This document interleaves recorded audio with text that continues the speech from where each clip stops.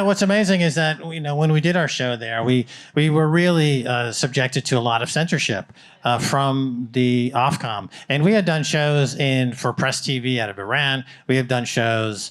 We never got any feedback from Russia Today, from RT. We never got any feedback from Al Jazeera English of this type of editorial control. But the BBC and Ofcom regulators were like always censoring us, looking at every single word we would say, doing all the edits, selecting guests, and they were just amazing. And then we would tell people like, the most censored country in the world is Britain. And people would say, no, you're exaggerating, And now I think it's one interesting corollary to all this is that people are understanding how censoring Britain is. Like now, even as an American, you can go there and cause offense to somebody by tweeting something or posting something on X, and the cops will show up and you have to apologize and you face jail and you're American.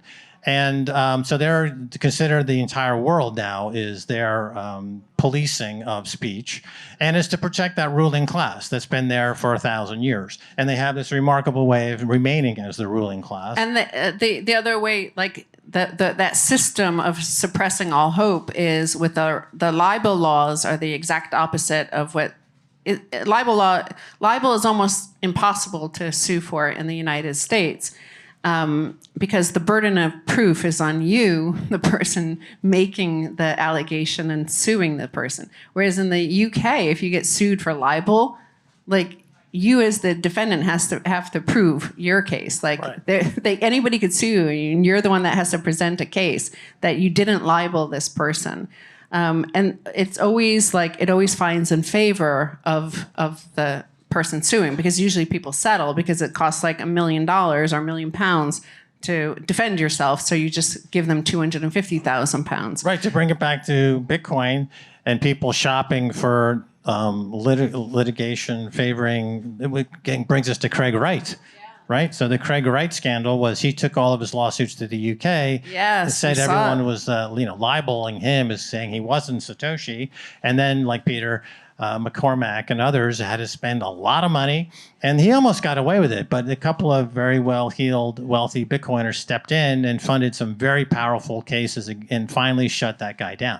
But that's an abuse of power to protect the ruling class. You cannot criticize the ruling class because they'll bankrupt you in libel court. And so that's not free speech at all. And having been a guest on the BBC a few times, I can tell you this little trick that they pull. When you go to be on the BBC and you talk to a producer, they say, well, what are you going to say? And you tell them, well, this is what I think. And they'll say, you know what, that's not impartial enough. So you say, okay, let me take another pass at it. And they'll say, that's not really impartial enough.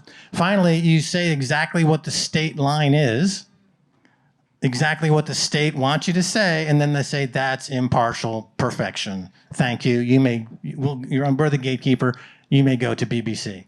And that's how they censor the BBC, by using magically this word called impartiality, which is the complete, in Orwellian sense, the opposite.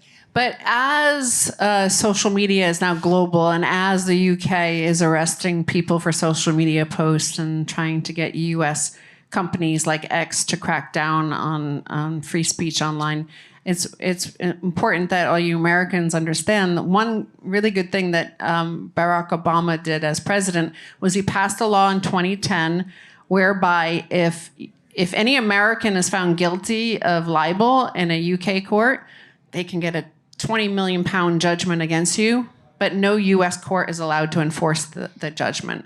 So like you can just go, nah, nah, nah, nah, nah. So it's like there's nothing they can do to you, thanks to that law that was passed. Because there had been, after 9/11, some woman wrote a book about terrorist financing, and she had mentioned some Saudi guy, and he sued her for libel in the UK because the book had been available for sale in some shop in the UK. So he sued her for libel and won. So he won a judgment against her, which she had to pay.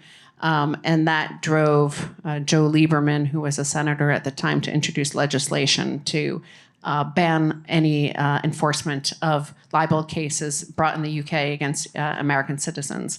So, yay, there's one good thing. Yeah, a lot of people over the years have said, why don't you guys get rid of your passport, get rid of your citizenship? This is why, because the U.S. still has the best free speech laws in the world. So we're not going to get rid of that. And